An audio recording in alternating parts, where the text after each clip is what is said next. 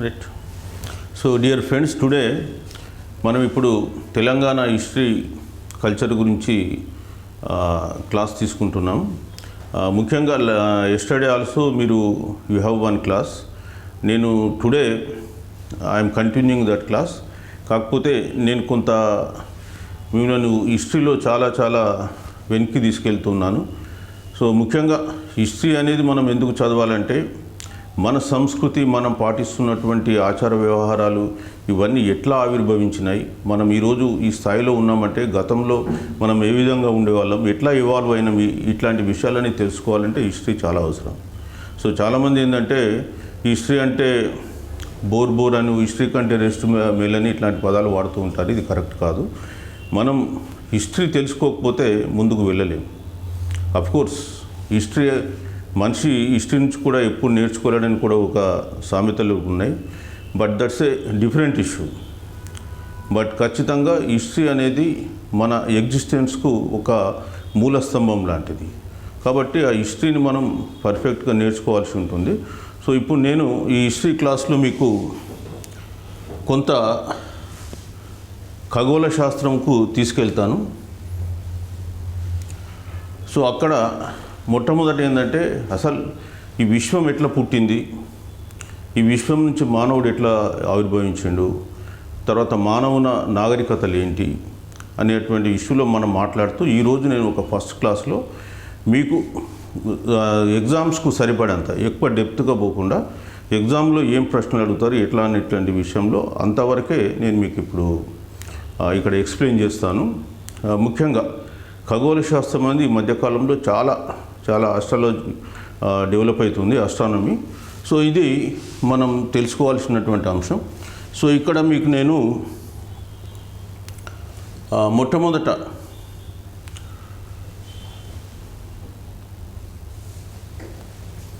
ఇది Telangana history and culture పైన నేను మాట్లాడతాను. తర్వాత ఈ క్లాసులో మనము pre historic time to Satavahanas వరకు నేర్చుకుంటాము. అంటే ప్రీ హిస్టారిక్ టైమ్స్ అంటే హిస్టారిక్ టైమ్స్ అంటే తేడా ఏంటంటే ఎప్పుడైతే మనిషి లిపి రాయడం నేర్చుకున్నాడో అక్కడి నుంచి మనం హిస్టారిక్ టైమ్స్ అంటాం. లిపి లేనంత వరకు అంతకుముందు జరిగినటువంటి చరిత్ర అంతా కూడా ప్రీ హిస్టారిక్ టైమ్స్ అని అంటాం. సో ఇక్కడ pre historic times to Satavahanas మనం చర్చిస్తాము. ఇందులో ఆరిజిన్ ఆఫ్ యూనివర్స్, ఈ యూనివర్స్ ఎట్లా పుట్టింది, సోలార్ సిస్టమ్ ఏంటి, ఎర్త్ ఏంటి, అదేవిధంగా origin of life, evolution of human being. తర్వాత మనం తరచుగా వింటుంటాం పేలియోలిథిక్, మీసోలిథిక్, నియోలిథిక్. తర్వాత చాల్కోలిథిక్ అని కూడా ఉంటుంది, అవన్నీ నేను పెట్టాను. బ్రాంజ్ ఏజ్, సివిలైజేషన్లు, ఇండస్ వ్యాలీ, అదేవిధంగా 16 జానపదాస్, ఈ రిలీజియన్స్ బుద్ధిజం, జైనిజం. ఇంతవరకు మనం ఇవాళ ఈ 1 అవర్ క్లాస్లో తెలుసుకుందాం. సో ఇందులో ఫస్ట్ ఆరిజిన్ ఆఫ్ యూనివర్స్. ఈ ఆరిజిన్ ఆఫ్ యూనివర్స్కి వచ్చేసినట్టయితే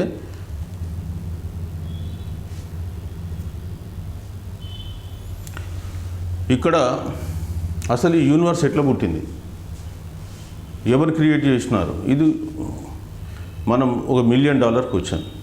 ఇక్కడ ఆరిజిన్ ఆఫ్ యూనివర్స్లో మొట్టమొదట ఈ విశ్వం అనేది అతిపెద్ద గోళం లాంటిది. ఈ గోళము ఎంత పెద్దదంటే ఇప్పుడు మన భూమండలం మీద ఉన్న ఇసుక అంతా కూడా ఒక్క దగ్గర మనం చేరిస్తే ఆ ఇసుక రేణువులో ఒక 10వ లక్ష భాగం, ప్రయుతాంశ భాగం భూమి. అంటే భూమండలం మీద ఉన్నటువంటి ఇసుక అంతా ఒక దగ్గర చేరిస్తే ఆ ఎంత పెద్ద కుప్ప అవుతుందో చూడండి. ఆ కుప్పలో నుంచి ఒక్క ఇసుక రేణువులో 10వ లక్ష భాగం భూమి, ఇప్పుడున్న మనం నివసిస్తున్న భూమి. సో అంత చిన్నది. సో భూమి అంత పెద్దది. ఇదంతా కూడా ఒక గోళాకారంలో ఉంది. అయితే ఈ గోళమంతా కూడా హైడ్రోజన్తో తయారు చేయబడ్డటువంటి ఇది. అక్కడ ఒక పెద్ద విస్ఫోటనం జరిగింది, ఎక్స్ప్లోజన్. సో దాన్ని బిగ్ బ్యాంగ్ థియరీ అంటారు. సో అది ఎప్పుడు జరిగింది? 13.7 బిలియన్ ఇయర్స్ బ్యాక్. అంటే 1 బిలియన్ అంటే ఈక్వలెంట్ టు 100, అంటే 1370 కోట్ల సంవత్సరాల కిందట జరిగింది. 1370. ఇప్పుడు అందరు శాస్త్రవేత్తలు అన్ని సైన్సెస్ యునానిమస్గా ఎగ్రయ్యేది ఏంటంటే ఈ విశ్వం ఫార్మేషన్ కావడానికి ముఖ్యమైనది ఏంటంటే బిగ్ బ్యాంగ్, అంటే ఒక పెద్ద విస్ఫోటనం. సో ఈ బిగ్ బ్యాంగ్ అనేది 13.7 బిలియన్ ఇయర్స్ బ్యాక్ జరిగింది. ఆ జరిగినప్పుడు ఏం జరిగింది, అవన్నీ ముక్కలుగా అయిపోయి ఎక్కడెక్కడనో విసిరివేయబడ్డాయి. సో అందులో నుంచి ఏర్పడే గెలాక్సీస్, స్టార్స్. ఈ గెలాక్సీ అంటే స్టార్సు, నెబులే కలిసి ఉంటాయి. ఈ నెబులే అంటే గ్యాసెస్, అదేవిధంగా అక్కడ ఇంకా కొన్ని సాలిడ్ మెటీరియల్స్ కలిసి ఉంటాయి.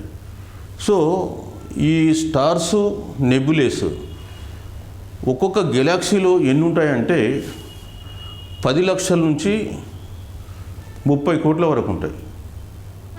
అన్ని స్టార్స్ ఉంటాయి ఒక్క దాంట్లో. ఇప్పుడు మనం ఉండేటువంటి ఎర్త్, మన సోలార్ సిస్టమ్కు బాస్ అయినటువంటి సన్ ఉండేది Milky Way.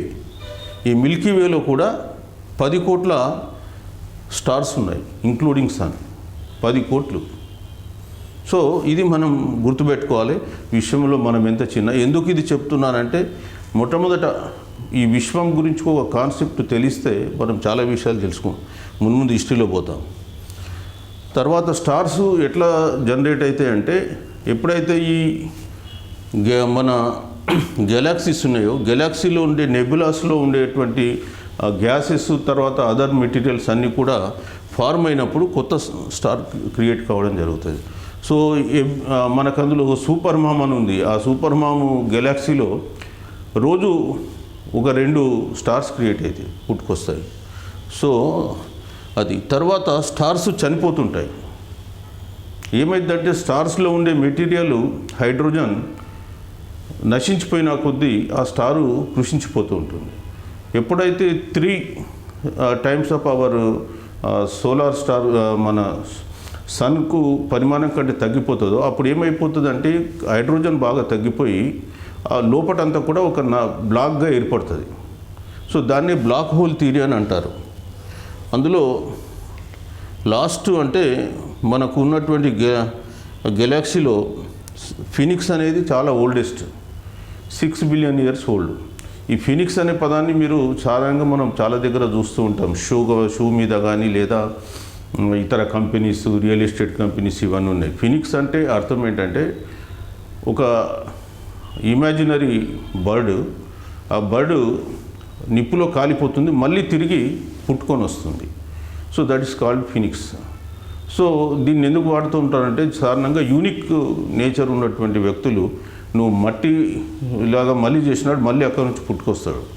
So that is how this phoenix body is used. This is the oldest galaxy in the solar system.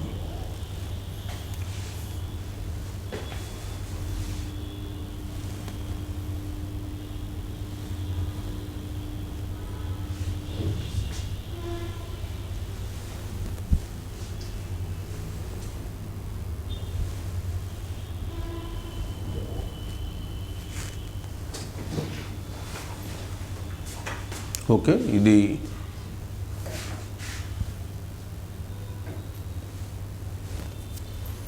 Power point తీసా,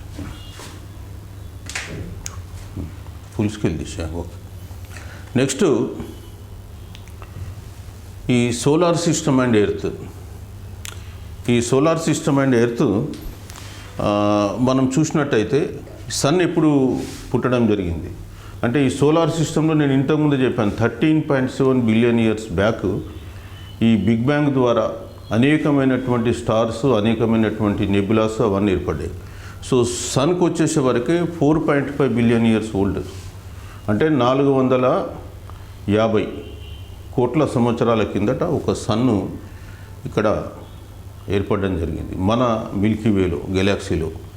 అందులో 74% హైడ్రోజన్ ఉంటుంది, 24% హీలియం. ఎందుకంటే హైడ్రోజన్ బర్న్ అయిపోయి హీలియంగా కన్వర్ట్ అవుతుంటుంది.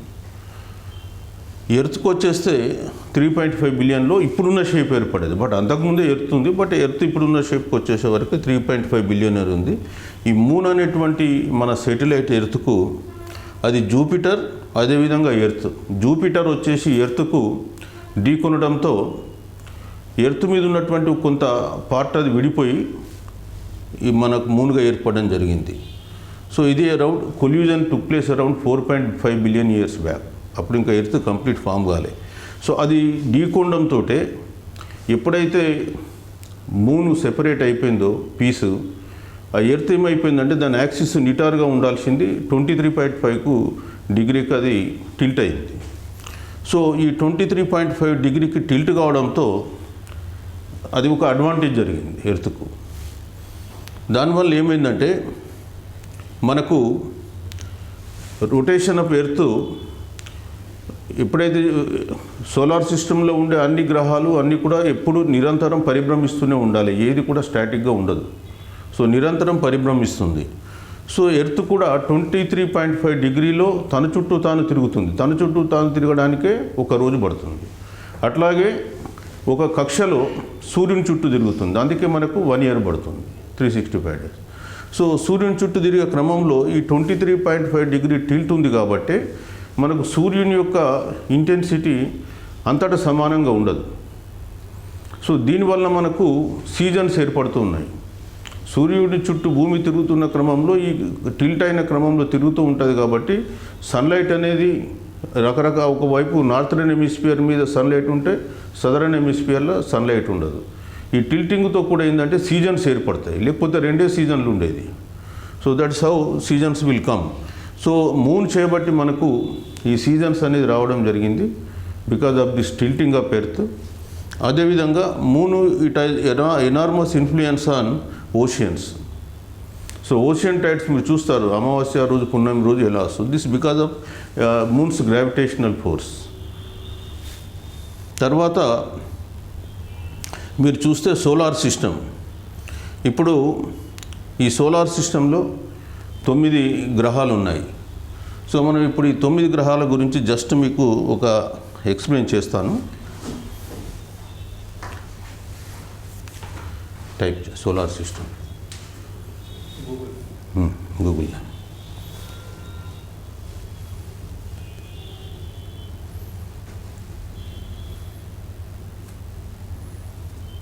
ఇక్కడ ఒక నిమిషం.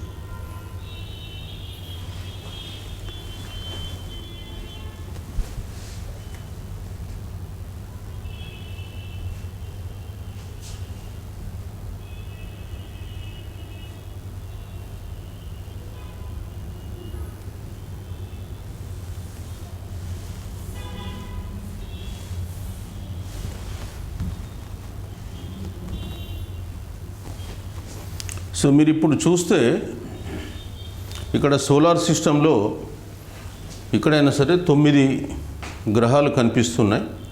అంటే ఇక్కడ నెప్ట్యూన్ ఉంది, ప్లూటో ఇవ్వలే. ప్లూటో మీద గ్రహమా కాదనేది కూడా మధ్యలో చాలా చర్చ ఉంది. ఇక్కడైతే ప్లూటో కనిపిస్తూ ఉంది. సో సూర్యునికి దగ్గరగా ఉన్నటువంటి గ్రహం ఏంటంటే మెర్క్యూరీ, నెక్స్ట్ వీనస్, తర్వాత ఎర్త్. ఇక్కడ ఎర్త్ను ఆనుకొని మనకు ఇంకొక సెటిలైట్ ఉంటుంది మూన్. తర్వాత Mars, Jupiter, Saturn, Uranus, Neptune and Pluto. So ఇందులో మీరు చూస్తే ఇందులో ఎర్త్ పక్కనే మూన్ కూడా చూపించాడు.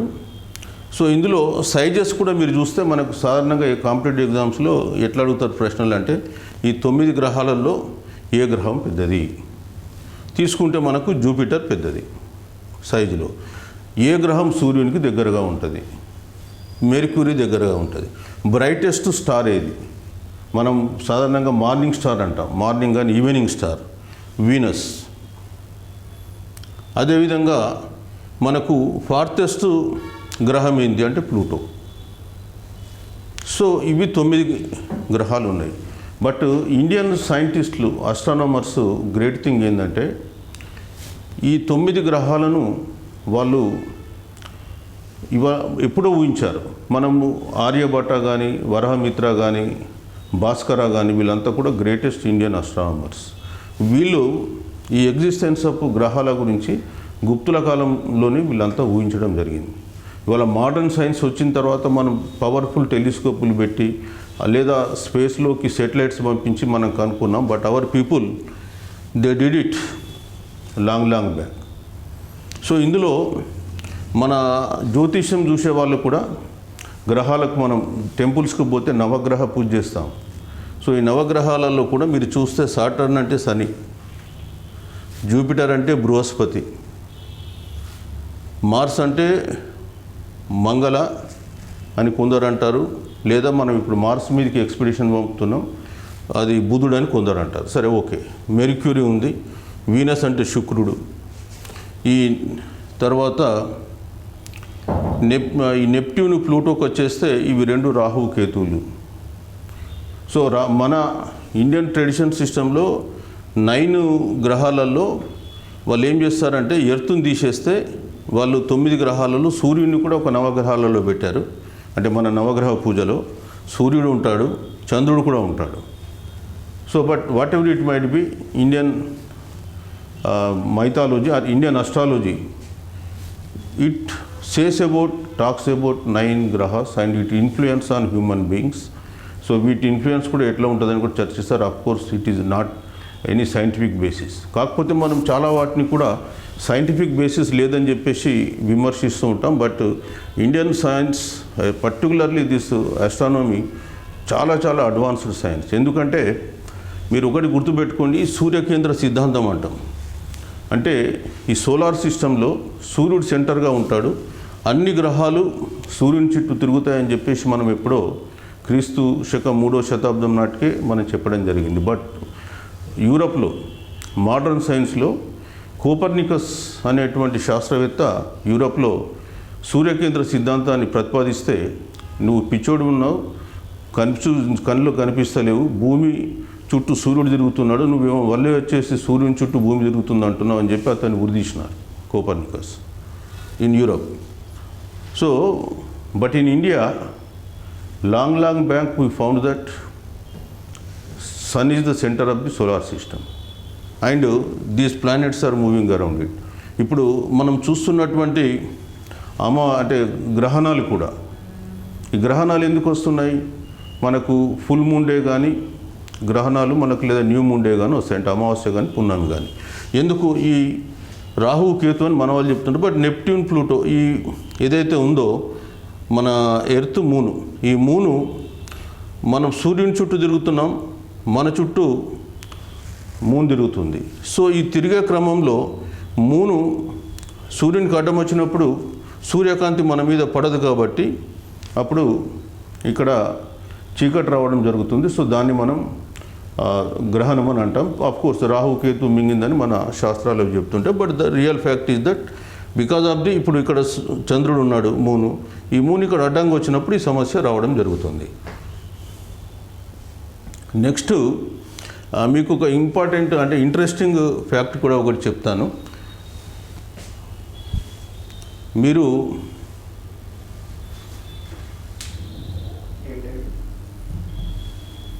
ఇందులో అరుంధతి, వశిష్ఠ,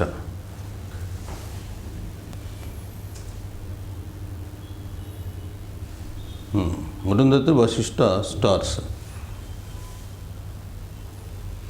వై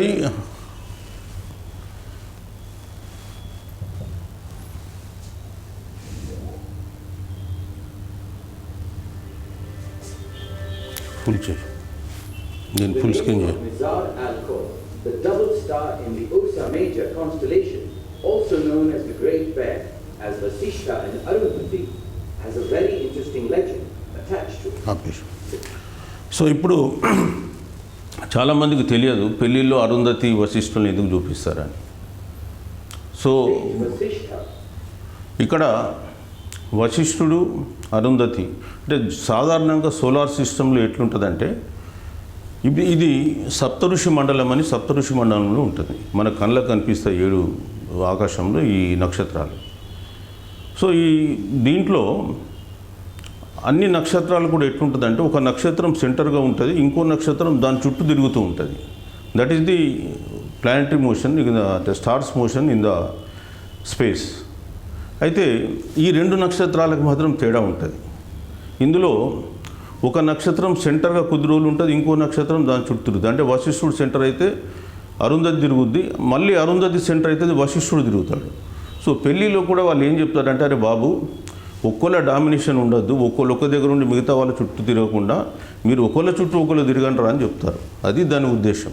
సో అందుకనే ఒక ఆదర్శ దంపతుల్లాగా ఉండాలంటే వశిష్ఠుడు అరుంధతిలాగా ఉండాలని చెప్తారు. జస్ట్ ఒక 2 minutes video, if you can watch it. Indian history as the preceptor to Surya Vamsha, the solar dynasty. The illustrious King Rama belongs to this lineage. Vasishtha was respected by one and all for his knowledge and sagacity. His wife, Arundhati, was as virtuous as he was learned, and they complemented each other's qualities.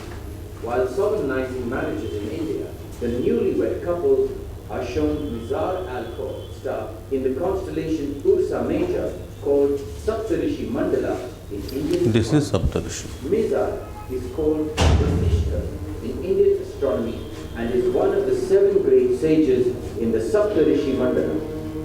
Mizar in modern astronomy has been identified as a star with a companion called Alcor. This Alcor was known in Indian astronomy and given the name Arundhati, the name of Vasishtha's wife. The Mizar-Alcor pair is thus a double star. Usually, a double star has a smaller star going around a bigger star.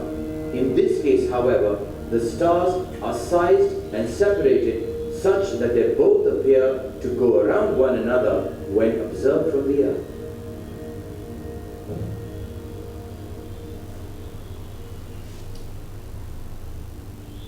The message of this double star. So ఇది ఇక్కడ message ఏంటంటే, పెళ్ళిలో మనం అంటే చాలా సందర్భాల్లో మనం ఇది ఒక మూఢనమ్మకము అని చెప్పేసి మనం దాన్ని విస్మరిస్తుంటాం. But the scientific reason behind this is that మ్యారేజ్లో భార్యాభర్తలు ఇద్దరు ఒకరినొకరు అన్యోన్యంగా ఉండాలనే ఉద్దేశంతో మనం అరుంధతి వశిష్ఠులను చూపిస్తాం. ఇది ఈరోజు కాదు, కొన్ని వేల సంవత్సరాల నుంచి వస్తున్న ట్రెడిషన్. మరి మన వాళ్ళు టెలిస్కోప్ లేని కాలంలో కూడా వాళ్ళు దీన్ని పరిశోధించి రాయడం జరిగింది. That is how great is Indian astronomy is. మీకు ఇంకో విషయం కూడా చెప్తాను. సాధారణంగా స్పేస్లో ఏం శబ్దం వినిపిస్తుంది, మన వాళ్ళు ఓం అని చెప్పేసి గతంలో చెప్పడం జరిగింది. సో చాలామంది ఇది ఎట్లా సాధ్యమని చెప్పి నమ్మలే. బట్ ఈ మధ్య కాలంలో దాదాపు ఒక 5-6 years back NASA researchers they found that స్పేస్లో ఒక శబ్దం వస్తుంది, ఆ శబ్దం ఓం అని చెప్పి. So that is how Indian astronomers are great. ఇంకొక విషయం కూడా ఏంటంటే, మన పురాణాలలో హనుమంతుడు సూర్యుడిని మింగాలని చెప్పేసి వెళ్తాడు, సూర్యుడు ఒక పండుగని భ్రమించి. సూర్యుడు ఎంత దూరం అయితే ట్రావెల్ చేసిండో, అంటే సూర్యుడిని అందుకోవాలని చెప్పి హనుమంతుడు ఎంత దూరం అయితే ట్రావెల్ చేసిండో, సేమ్ డిస్టెన్స్ మన వాళ్ళు ఏదైతే గతంలో పుస్తకాల్లో రాస్తారో ఈరోజు అది సైంటిఫిక్గా కూడా ప్రూవ్ అయింది, సేమ్ డిస్టెన్స్. సో వాళ్ళు ఎట్లా కనుక్కున్నారు? That's the $1 million question. But the available answer ఏంటంటే, during meditation these rishis they travel. So that is the reason they found all these things అనేది ఒక explanation. We don't know, but this is only, నేను మీకు subject డ్రైగా ఉండకుండా ఇది చెప్పినాను. Okay, let us come back to our subject. So ఈ solar సిస్టంలో ఇది జరిగిన తర్వాత కాంటినెంట్స్, ఇప్పుడు భూమి ఏర్పడింది. భూమి మీద వాతావరణం మొదట్లో చాలా వేడిగా ఉండే, చాలా రేడియో యాక్టివిటీ ఉండే, అదంతా చల్లబడిపోయింది. కొన్ని వేల సంవత్సరాల తర్వాత ఈ భూమి పైన ఖండాలు ఏర్పడ్డాయి, కాంటినెంట్స్. సో ఈ కాంటినెంట్స్ ఎట్లా ఏర్పడ్డాయనికి 2 థీరీస్, మేజర్ థీరీస్ ఉన్నాయి. ఒకటి ఏంటంటే కాంటినెంటల్ థీరీ, కాంటినెంటల్ డ్రిఫ్ట్ అని అంటారు. సో భూమి 2 ముక్కలుగా వేరు కావడము, ఇట్లా ముక్కలుగా విరిగిపోవడం, ఇది కాంటినెంటల్ థీరీ. ఇది 1912-13లో సమ్ సైంటిస్ట్ ఫౌండ్ ఇట్.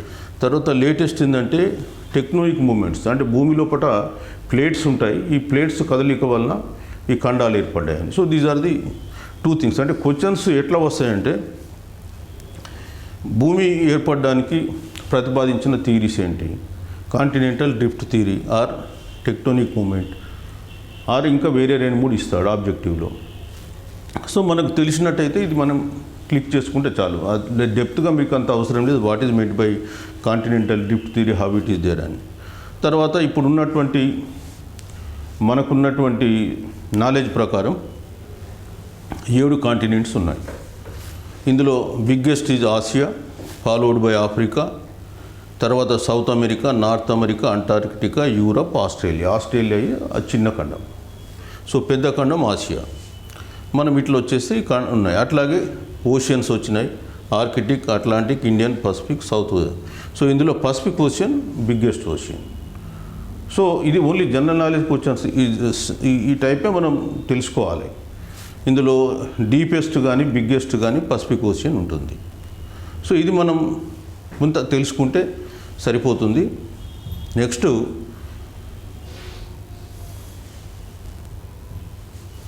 ఇదంతవరకు బాగానే ఉంది. మరి లైఫ్ ఎట్లా ఆవిర్భవించింది? ఓకే, లైఫ్ ఎట్లా పుట్టుకొచ్చింది అని వస్తే ప్రీ కాంబ్రియన్ ఎరా, అంటే ఈ సైంటిస్టులు ఈ మొత్తం మనం 37.2 బిలియన్ ఇయర్స్ నుంచి ఎరాస్ కింద తీసుకుని వచ్చినప్పుడు ప్రీ కాంబ్రియన్ ఎరాలో ఫార్మేషన్ ఆఫ్ సెల్ అనేది 3.5 మిలియన్, అంటే 35 లక్షల సంవత్సరాల క్రితం మొట్టమొదట కణాలు అనేది ఏర్పడడం జరిగింది. ఏకకణజీవి. ఈ ఏకకణజీవి మల్టిప్లై చేసుకుంటూ పోయి అనేక కణాల జీవులు వచ్చినాయి. అందులో సముద్రంలో జీవి 1.5 మిలియన్ ఇయర్స్ బ్యాక్ వచ్చింది, అంటే 15 లక్షల సంవత్సరాల క్రితం వచ్చింది. తర్వాత అక్కడి నుంచి అనేకమైనటువంటి స్టేజెస్ దాటుతూ మనిషి మమ్మేల్స్ వచ్చినాయి, తర్వాత ప్రైమేట్స్ వచ్చినాయి, తర్వాత ఇప్పుడున్న మనిషి పేరేంటి, సైంటిఫిక్ నేమ్ అంటే హోమోసేపియన్స్ సేపియన్స్. సో మనకు జనరల్గా క్వశ్చన్లు అడుగుతారు, మనకు ఇప్పుడున్నటువంటి మనిషి ఎవరు అని. మనిషి యొక్క సైంటిఫిక్ నేమ్ ఏంటంటే హోమోసేపియన్స్ సేపియన్స్. సో మనకు ఈ మనిషి హోమోసేపియన్ సేపియన్ ఏర్పడ్డాడు. ఇప్పుడు మెరిటైమ్ లైఫ్ నుంచి ఇదంతా కలిసి సుమారు ఒక 55 లక్షల సంవత్సరాలు పట్టింది. తర్వాత ఈ మనిషి హోమోసేపియన్ సేపియన్ వచ్చిన తర్వాత ఫైర్, నిప్పు కనిపెట్టడం అనేది ఎవల్యూషన్లో ఒక పెద్ద రిమార్కబుల్ అచీవ్మెంట్. సో అది 1 మిలియన్, అంటే 10 lakh ఇయర్స్ బ్యాక్ జరిగింది. నెక్స్ట్ స్టోన్స్, అంటే రాతిని చేతులతో ఉపయోగించడం. మనిషి ముఖ్యంగా గ్రేట్ ఏప్స్, ఇప్పుడు ఏదైతే చింపాంజీ, గొరిల్లా, అరంగుటాంగ్ ఇవి ఉన్నాయో వాటిని గ్రేట్ ఏప్స్ అంటారు.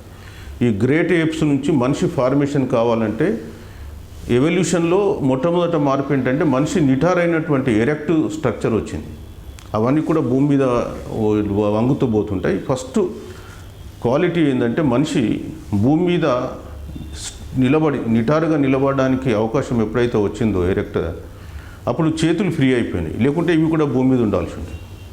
సో దాంతో ఆయన ఈ చేతులతో వేరే పని చేయడానికి ఆస్కారం ఏర్పడ్డది. అందుకనే ఇక్కడ ఫైర్ కానీ తర్వాత స్టోన్ కానీ యూజ్ చేసే అవకాశం వచ్చింది. తర్వాత మనిషికి ఏంటంటే ప్రోగ్నాసిస్ అంటారు, అంటే ఈ కోతులకు వీటంటే మన ఫేస్లో ఈ ముందు ఉంటుంది దవడ. సో ఇవన్నీ కూడా ఒక సిస్టమేటిక్గా స్కల్లో అమర్చేటువంటి ఒక కాలం వచ్చింది. సో ఆ విధంగా ఎవల్యూషన్లో వచ్చిండు. సో మనుషులు ఎవల్యూషన్ దాంట్లో మేజర్గా 4 పార్ట్స్ అంటారు. ఎరెక్టస్ అని, హోమో ఎరెక్టస్ అని, ఇది ఆసియాలో ఉంది. ఇప్పుడు మనమంతా కూడా ఈ హోమో ఎరెక్టస్ స్పీసీస్ నుంచి వచ్చిన వాళ్ళమే. ఆసియాలో దాదాపు 90% పాపులేషన్ ఇన్ ద ఆసియా. ఎందుకంటే because of this genetic technology they found that in Asia people emerged as homo sapiens from this homo erectus. And this is sapiens in Africa. ఇప్పుడు homo sapien sapien ఇది sapiens in Africa, Neanderthal అని southern Europe, Denisova in Australia. So ఇవి మేజర్గా 4 తెగలు. So మనం గుర్తుపెట్టుకోవాల్సింది ఏంటంటే ఇక్కడ హోమోసేపియన్ సేపియన్స్ అనేది చాలా ఇంపార్టెంట్. మనకు ముందున్నటువంటి వాళ్ళు గ్రేట్ ఏప్స్ కూడా ప్రైమేట్స్లో ఒక భాగం. తర్వాత మమేల్స్ ఇవన్నీ ఉన్నాయి. తర్వాత ఫైర్, స్టోను. ఈ పీరియడ్ ఇది ఫైర్ 1 మిలియన్, స్టోన్ ఇంత మీకు డెప్త్గా ఏం అడగరు, but only for information I'm giving you. But definitely they will ask human being మన సైంటిఫిక్ నేమ్ అని అడుగుతారు. తర్వాత దీనికంటే ముందున్న స్టేజ్ ఏంటంటే మనకు నియాండెర్టల్, హోమో నియాండెర్టల్ సెఫియన్స్ అని ఉంటాయి. సో అంత డెప్త్గా అవసరం లేదు, ఇది ఒకటి. నెక్స్ట్ వచ్చేస్తే మనిషి భూమి మీద ఆవిర్భవించిన తర్వాత మరి ఆయన ప్రోగ్రెస్ ఎట్లా జరిగింది అనేది మనం చూసినట్టయితే, సో మనిషి అంతకుముందు ఆదిమ మానవుడు గుహలలో నివసిస్తుండే, ఆహారం కొరకు వేటాడుతుండే, తర్వాత ఫుడ్ గ్యాదరింగ్ అంటే లేడీస్ ఉంటే చెట్లు చేమల దగ్గరికి వెళ్ళి ఫుడ్ తీసుకొచ్చేసుకొని వాళ్ళ జీవనం కొనసాగిస్తారు. So that is early human life. So ఇక్కడ ఎప్పుడైతే చేతులు ఫ్రీగా అయిపోయినాయో, మనిషి స్ట్రేట్గా నడవడం మొదలుపెట్టిండో, అప్పుడు ఈ స్టోన్స్ కానీ వీటిని అన్నిటిని కూడా వాడే అవకాశం వచ్చింది. సో యాక్చువల్గా పేలియోలిథిక్, మిజోలిథిక్, న్యూలిథిక్ అంటే కూడా రాతి శిలలు. దీన్ని మనకు ప్రాచీన శిలాయుగం అంటారు, మధ్య శిలాయుగం అంటారు, ఆధునిక శిలాయుగం అంటారు తెలుగులో. సో ఈ పేలియోలిథిక్ ఏజ్ అనేది 60,000 నుంచి 10,000 BC, అంటే క్రీస్తు పుట్టకన్నా మొదలు 60,000 నుంచి 10,000 ఇయర్స్ మధ్య జరిగినటువంటి. సో ఈ సైట్స్ మనకు తెలంగాణలో ఏమైనా ఉన్నాయంటే ఎస్, తెలంగాణలో కృష్ణా బేసిన్ తీసుకుంటే archaeological department people have excavated Amrabad, Nagar కర్నూల్లో, తర్వాత నడిమిపల్లి, నాగర్ కర్నూలు, ఈ 2 ప్లేస్లలో తెలంగాణలో మనకు ఇంకా కొన్ని వచ్చినాయి. బట్ ఇంపార్టెంట్ ప్లేస్ నేను మీకు ఇక్కడ పెట్టాను, అన్నీ మనం గుర్తుపెట్టుకోదలుచుకోవాలి. నెక్స్ట్ గోదావరి బేసిన్లో పెద్దపల్లి జిల్లాలో ఆలేరు అండ్ జనగామ అనే గ్రామాలు ఉన్నాయి, అక్కడ ఉన్నాయి. So this is the palaeolithic sites. వాస్తవానికి మన నేకెడ్ అయితే మనం మామూలుగా అయితే గుర్తుపట్టలేము ఇవి. ఈ రాళ్ళు అనేది ఈ ఏజ్లో అంటే కొంత కోర్సుగా ఉన్నాయి, అంటే ఎక్కువ చెక్కినవి కావు, పాలిష్డ్ కాదు, ఉన్నటువంటి రాళ్ళని కొద్దిగా షార్పెన్ చేసి వాడుకున్నారు. సో రాతి ఉపయోగాన్ని బట్టి ఇవన్నీ మారడం జరిగింది. నేను కూడా ఒకసారి మాకు వరంగల్ జిల్లాలో అసనపర్తి అనే దగ్గర ఒక ట్రైనింగ్ సెంటర్ కట్టినాం, సంస్కృతి విహార్ అని. అక్కడ వెళ్ళినప్పుడు అక్కడ కుండ ఉంది ఒకటి పక్కనే, ఆ కుండ పైన అన్ని చిన్న చిన్న గులకరాలు ఉన్నాయి. ఏంటో అనుమానం అని చెప్పి ఆర్కియాలజీ డిపార్ట్మెంట్ వాళ్ళు పంపిస్తే వాళ్ళు వచ్చి చూసి ఇవన్నీ కూడా సరే పేలియోలిథిక్, మిజోలిథిక్ సంబంధించిన రాళ్ళు సార్ అని చెప్పిన. సో దట్స్ హౌ చాలా సందర్భాల్లో ఈ సైట్స్ ఫౌండ్ అవుతూ ఉంటాయి. నెక్స్ట్ మిజోలిథిక్ అంటే ఇది మధ్య రాతి శిలాయుగం.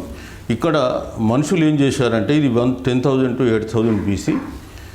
మనుషులు ఇప్పుడు ఎనిమల్స్ను పెంచుకోవడం ప్రారంభించారు, డొమెస్టికేటెడ్. అంతవరకు ఈ డాగ్స్ కానీ, ఎలిఫెంట్స్ కానీ, హార్సెస్ ఇవన్నీ స్ట్రే. బట్ ఇక్కడ డాగ్స్ని ఫస్ట్ చేయడం జరిగింది. తర్వాత ఈ ఏజ్లో మనిషి పెయింటింగ్స్ నేర్చుకున్నాడు, రాక్ పెయింటింగ్స్. సో వాళ్ళు గుహలలో ఉంటుండే కాబట్టి ఆ గుహలలో మంచి పెయింటింగ్స్ వేస్తుంటే మన దగ్గర వరంగల్ జిల్లా, పాత వరంగల్ జిల్లా, రేగొండ మండల్, పాండవుల గుట్ట మీద ఈరోజు కూడా ఈ పెయింటింగ్స్ సజీవంగా ఉన్నాయి, మీజోలిథిక్ పీరియడ్. నెక్స్ట్ అంటే మీకు జనరల్ క్వశ్చన్ అడుగుతారు, Mesolithic rock paintings found wear, ఎక్కడ ఉన్నాయి మీజోలిథిక్లో రాక్ పెయింటింగ్స్ తెలంగాణలో ఏ గుహలో ఎక్కడ ఉన్నాయంటే పాండవుల గుట్ట మీద ఉన్నాయి. వాళ్ళు ఏదో ఇస్తారు, మనం ఇట్లా క్వశ్చన్స్ అడుగుతారని చెప్పి ఆ క్వశ్చన్స్ తగ్గట్టుగా నేను తీసుకురావడం జరిగింది. సో నియోలిథిక్ ఏజ్కి వచ్చేవరకు మనిషి అగ్రికల్చర్ బేస్ అయిపోయాడు, సెటిల్ లైఫ్ వచ్చింది. సో అప్పుడు స్టోన్స్ ఇంకా రిఫైన్ అయిపోయినాయి. సో ఈ పీరియడ్ 10,000 to 4,500 BC ఉంది.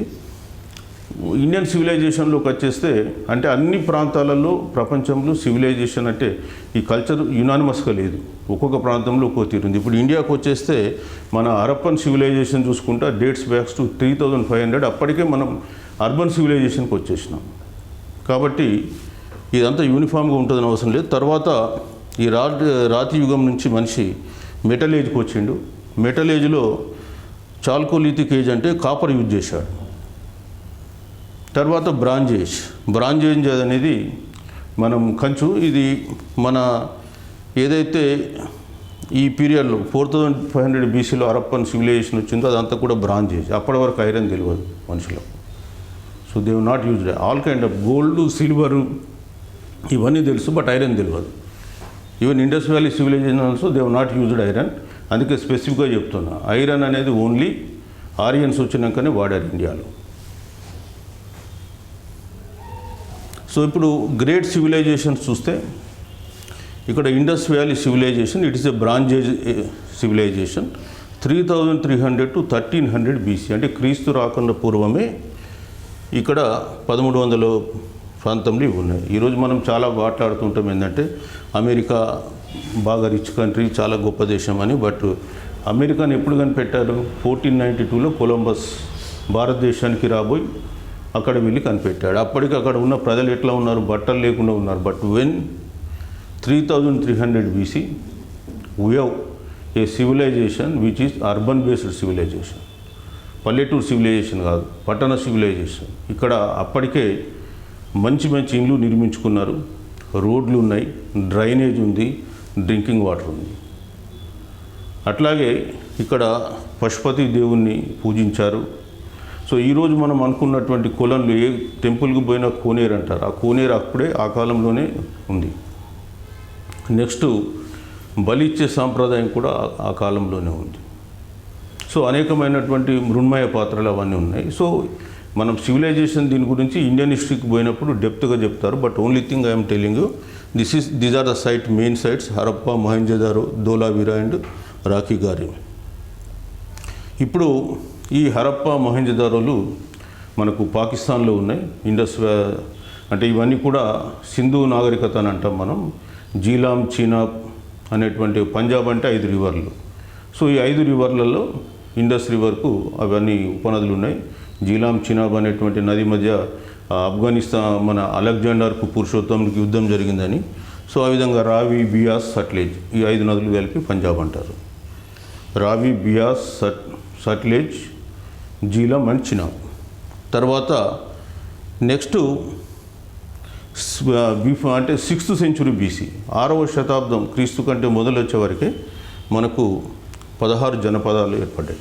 అంటే అప్పటి వరకు ఉన్న రూరల్ నాగరికత నుంచి మనకు ఒక మిస్టరీ ఉంది హిస్టరీలో.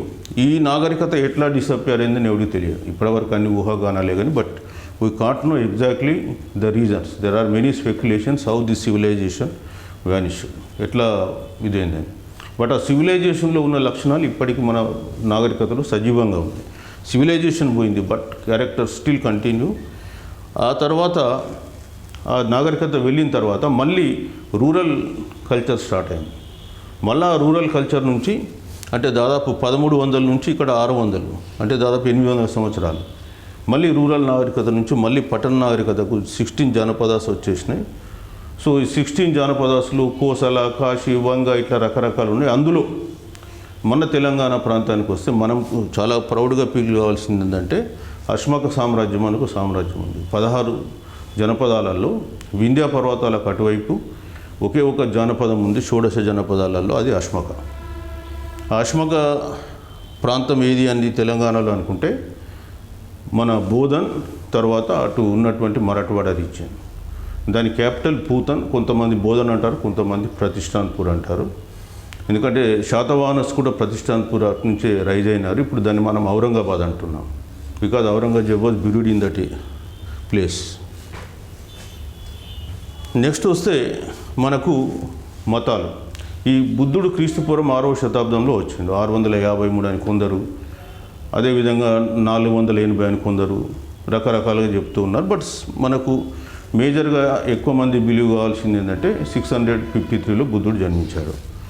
బుద్ధుడు ఎక్కడ జన్మించాడు? కపిలవస్తు రాజ్యంలో లుంబిని అనే ప్రాంతం. ఇప్పుడు అది నేపాల్లో ఉంది. సో బుద్ధుని బర్త్ ప్లేసు ఇండియా కాదు, ఇప్పుడు నేపాల్లో ఉన్న లుంబిని. అది గుర్తుపెట్టుకోవాలి. సో బుద్ధుడు ఒక క్షత్రియ వంశంలో ఒక మహారాజు కుటుంబంలో జన్మించి మరి చిన్నగా ఉన్నప్పటి నుంచి ఆయనకు ఆధ్యాత్మిక భావనలు ఎక్కువగా ఉండడంతో పెళ్ళైన తర్వాత ఒక కొడుకు పుట్టిన తర్వాత ఈ సంసారిక జీవితాన్ని వదిలేసి ఆయన ఒక సన్యాసిగా మారి తిరుగుతూ ఉంటాడు. తర్వాత ఆ బుద్ధుగా అనే ప్లేస్లో ఆయన ఒక రాగి చెట్టు కింద, అంటే బోధి చెట్టు కింద, మన సైడ్ జనరల్గా రాగి అంటాం, ఆ చెట్టు కింద ఆయన తపస్సు చేస్తాడు. అంటే జ్ఞానంలో ఉంటాడు. సో ఆయన జ్ఞానోదయం కలుగుతుంది. ఆ జ్ఞానోదయంతో ఆయన మొట్టమొదట తన శిష్యుడు ఆనందుడు ఉంటాడు. ఆనందుడికి ఆయన జ్ఞానోదయాన్ని బోధిస్తాడు. అందులో బుద్ధిజంలో 4 ప్రిన్సిపల్స్ ఉంటాయి, కార్డినల్ ప్రిన్సిపల్స్ ఆఫ్ బుద్ధ. ఒకటి ప్రపంచం దుఃఖమయమైంది. దుఃఖానికి కారణం తృష్ణ, కోరిక. తృష్ణను నివారించవచ్చు. ఆ నివారణకు అష్టాంగ మార్గం ఫాలో కావాలి. ఇదే బుద్ధిస్ట్ ప్రిన్సిపల్, ఈ 4. సో బుద్ధుడు అహింసావాదాన్ని ప్రోత్సహించాడు. అదేవిధంగా ప్రపంచంలో ఏకైక మతం ఇప్పటి వరకు కూడా హేతువును బోధించినటువంటి మతం ఏది లేదు ఎక్సెప్ట్ బుద్ధిజం. సో బుద్ధుడు ఎప్పుడు చెప్పడు నేను చెప్పినా మీరు నమ్మండి అని. అన్ని మత గ్రంథాలు ఏం చెప్తాయి, నేను చెప్పినా నేను రాసినా ఇదే ఫైనల్ అంటాయి. బట్ బుద్ధుడు మాత్రం ఏ రోజు చెప్పలే నేను చెప్పిన దాన్ని మీరు మీ మనసుతో ఆలోచించండి, హేతువుతో ఆలోచించండి, అది మీ మనసుకు నచ్చితే ఆచరించండి, లేకుంటే వదిలేయండి. That's how Buddha preached. So అందుకే హేతువుకు మూలం బుద్ధ. ఇప్పుడు బుద్ధిజం ఏమైందంటే కాలక్రమేణా మహాయానము, హీనయానము, వజ్రయానము, ఇంకా రకరకాల స్పీసీస్ వచ్చినాయి దాంట్లో. సో ఈ మహాయానం అంటేనేమో బుద్ధుని దేవునిగా పూజిస్తాయి. హీనయానం అంటే బుద్ధుడు కేవలం ఒక మనిషి ఇక్కడ వచ్చి ప్రీచింగ్ అని చెప్తుంది. ఈ వజ్రయానం అంటే మంత్రాలు తంత్రాలతో కూడుకొని ఉంది. తర్వాత ఇంకా 2-3 ఉన్నాయి, but I mention only this 3 year. So నేను చెప్పింది అదే 4 నోబుల్ ట్రూత్స్ ఏంటంటే 4 కార్డినల్ ప్రిన్సిపల్స్. దట్ ఈస్ ప్రపంచం దుఃఖమయమైంది, దుఃఖానికి కారణం తృష్ణ నివారించవచ్చు, దానికి అష్టాంగ మార్గం అంటారు. అదే 8 ఫోల్డ్ పాత్లో ఏముంది, మనం నమ్యక్ వాక్కు, నమ్యక్ శ్రమ, నమ్యక్ క్రియ, నమ్యక్ దృష్టి, ఇట్లా 8 ఆయన చెప్పడం జరిగింది. So this is Buddhism. తర్వాత మనకు ఈ బుద్ధిజం గురించి అడిగే ప్రశ్నలు ఏంటంటే జాతక స్టోరీలు అని ఉంటాయి. సో బుద్ధుడు గౌతమ బుద్ధుడిగా జన్మించకన్నా మొదలు సుమారు 34 జాతక స్టోరీలు ఉన్నాయి. అందులో ప్రీవియస్ జన్మలో ఎలా పుట్టాడు, ఆయన ఏం చేశాడు అని చెప్పేసి ఆయన చరిత్రనంతా చెప్పేటువంటి జాతక స్టోరీలు. సో ఈ జాతక స్టోరీలు ఏ మతానికి సంబంధించినవి కూడా ప్రశ్న అడుగుతూ ఉంటారు. కాబట్టి బుద్ధునికి సంబంధించి జాతక స్టోరీలు. అట్లాగే జైనిజంలో 24 మంది తీర్థంకరాస్ ఉంటారు. సో జైనిజంలో కూడా మహావీరుడు వచ్చేసి 24th తీర్థంకర. సాధారణంగా జైనిజం అంటే ఈ మహావీరుడే ఫౌండ్ అని చెప్తాం, బట్ వాళ్ళ లిటరేచర్ ప్రకారం 24th తీర్థంకరస్ ఉంటారు. Jainism was first tirthankara is Rishabha, and 23rd is Parshvanatha, and 24th is Mahavir.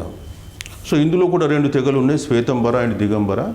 అంటే వైట్ వస్త్రాలు వేసుకుంటారు శ్వేతంబర, దిగంబర అంటే ఏం వస్త్రాలు వేసుకోరు. సో వీరు కంప్లీట్ అహింసావాదాన్ని నమ్మారు.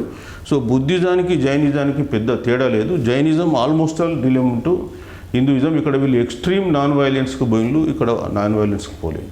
ఆత్మ ఉంటుంది అని చెప్పేసి జైనిజం చెప్పింది, బుద్ధులు దాన్ని ఇచ్చేది. So that's a major difference. అక్కడ ఈ 2 మతాలు డిఫర్ అయినాయి. హిందూ మతానికి బౌద్ధిజానికి కొంత తేడాలు ఉన్నాయి, బట్ బుద్ధుడేమో అహింసావాదాన్ని బోధించడంతో అప్పటి వరకు హిందూ మతంలో అనేకమైనటువంటి హింస ఉండేది. ముఖ్యంగా ఈ అశ్వమేధ యాగం, రాజసూయ యాగం అని చేసి గోవులను బలిచ్చేవాళ్ళు. అంటే ఈ యజ్ఞం అంటేనే బలి. సో ఈ బలి అనేటువంటి దాన్ని స్టాప్ చేయడానికి బుద్ధుడు ఏదైతే అహింసావాదాన్ని బోధించాడో అది ఇక్కడ ఉపయోగపడడం జరిగింది. సో ఆ విధంగా ఈ బుద్ధిజం అహింస అనేటువంటి సిద్ధాంతాన్ని ప్రపంచానికి అందించింది. దాన్ని కూడా Jainism almost all contributed, but major అంటే credit goes to Buddhism. So ఇక్కడ వరకు నేను ఇవాళ క్లాస్ మీకు చెప్తూ ఉన్నాను, ఎందుకంటే ఇది మనకు కాంపిటేటివ్ ఎగ్జామ్స్లో ఎట్లా ప్రశ్నలు వస్తాయనే దాంట్లో మనకు గ్రూప్ 2 వరకు, గ్రూప్ 1లో కూడా కొన్ని క్వశ్చన్స్ ఇందులో రావచ్చు అడగాలనుకుంటే. సో బట్ బేసిక్ థియరీ ఏంటంటే ఇక్కడ మనకు ఈ రిలీజియన్స్, అదేవిధంగా వీటిలో జైనిజం. సో ఈరోజు బుద్ధిజం ఇండియాలో పుట్టింది, బట్ ఇండియాలో చాలా తక్కువ ఫాలోవర్స్ ఉన్నారు. ఇవాళ ప్రపంచవ్యాప్తంగా సుమారు 60 కోట్ల మంది బుద్ధిజాన్ని ఫాలో అవుతారు. 4th largest religion in the world. First Christianity, Islam, Hinduism and then Buddhism. So this is how religions in the world. And Jainism still exist.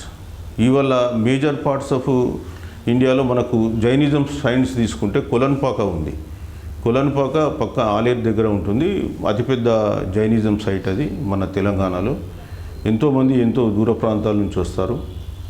అట్లాగే నాగార్జున సాగర్ ఉంది. ఆ నాగార్జున సాగర్లో మనం బౌద్ధ మతానికి సంబంధించినట్టు అనేక అంటే మామూలు ఇవి ఉన్నాయి, మన మౌంటైన్స్ కానీ లేదా వాళ్ళ యొక్క గుహలు కానీ వాళ్ళ సాహిత్యం అక్కడ ఉన్నటువంటివి ఉన్నాయి, ప్రాంతాలు ఉన్నాయి. ముఖ్యంగా నాగార్జున కొండ అక్కడ ఉంది. సో ఈ విధంగా మనకు మనిషి అంటే విశ్వం పుట్టుక నుంచి మనిషి సెటిల్డ్ లైఫ్కి వచ్చేసి ఈ సెటిల్డ్ లైఫ్లో మనిషి ఆలోచన పెరిగింది. నేను ఎట్లా పుట్టినా, చనిపోతే ఎక్కడ పోతా, ఈ ప్రశ్నలకు ఎవరికి కూడా ఆన్సర్ చేయలేరు. కాబట్టి దానికి వాళ్ళ ఆత్మకు శాంతి కలగాలంటే రిలీజియన్ అనేటువంటి పదం ఉపయోగపడ్డది. సో అందుకని రిలీజియన్స్కి రావడం జరిగింది.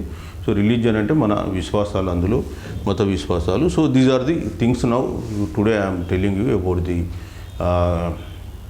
History and how it originated from the ages. So కొద్దిగా మీకు అవుట్లైన్స్ నేను చెప్పడం జరిగింది. సో నెక్స్ట్ క్లాస్ మనం ఏం చేస్తామంటే శాతవాహన పీరియడ్ దాకా వచ్చినాం ఇప్పుడు. సో మన శాతవాహనాసు ఇప్పుడు క్రీస్తుపూర్వం 6వ శతాబ్దంలో మనం బోధను, అస్మక సామ్రాజ్యం, పూతనం, దాని తర్వాత ఫర్దర్ డీటెయిల్స్ మనకు తెలియవు. బట్ నెక్స్ట్ క్లాస్లో మనం శాతవాహనాసు వాళ్ళు ఇక్కడ నుంచి ప్రతిష్టాన్పూర్ నుంచి వచ్చిందో అది శాతవాహన గురించి డిస్కషన్ చేసి శాతవాహనాస్లో గ్రేట్ కింగ్స్ ఎవరు, ఎక్కడున్నారు వాళ్ళ అది తర్వాత next we will go to other వాకాటకులు, తర్వాత ఇంకా చాలామంది ఉన్నారు, వాళ్ళ గురించి చర్చిస్తూ నెక్స్ట్ క్లాస్లో మనము కాకతీయాస్ వరకు వచ్చి ఆగుతాం. తర్వాత కాకతీయాసు, నెక్స్ట్ మనం నెక్స్ట్ కుతుబ్ షాహీస్, ఇవి ఒకటికి వచ్చేస్తాం. సో ఈ విధంగా హిస్టరీ మీద 7 క్లాసులు ఉన్నాయి. ఒరిజినల్గా నేను ఒక రిసోర్స్ పర్సన్, ఒక రిటైర్డ్ లెక్చరర్కి ఇద్దాం అనుకున్నాం. బట్ ఆయన వస్తానని చెప్పేసి మళ్ళీ ఆయన నిన్నటి వరకు రాలేకపోయినాడు. అందువల్ల నేనే ఈ క్లాసెస్ తీసుకుంటున్నాను. సో ఆల్మోస్ట్ ఆల్ నేను బేసికల్గా నేను కూడా హిస్టరీ స్టూడెంట్నే. నా గ్రూప్ 1 కానీ గ్రూప్ 2 కానీ అన్నింటిలో హిస్టరీ రాశాను. ఇప్పటికి కూడా హిస్టరీ మీద ఎంతో కొంత పట్టు ఉంది కాబట్టి ఈ ధైర్యం చేస్తున్నాను. సో ఏమన్నా ఉంటే మీరు నాకు వాట్సాప్లో పెట్టండి. ఇంకేమైనా కావాలంటే ఖచ్చితంగా నేను మీకు న్యాయం చేయడానికి ప్రయత్నం చేస్తాను. Thank you.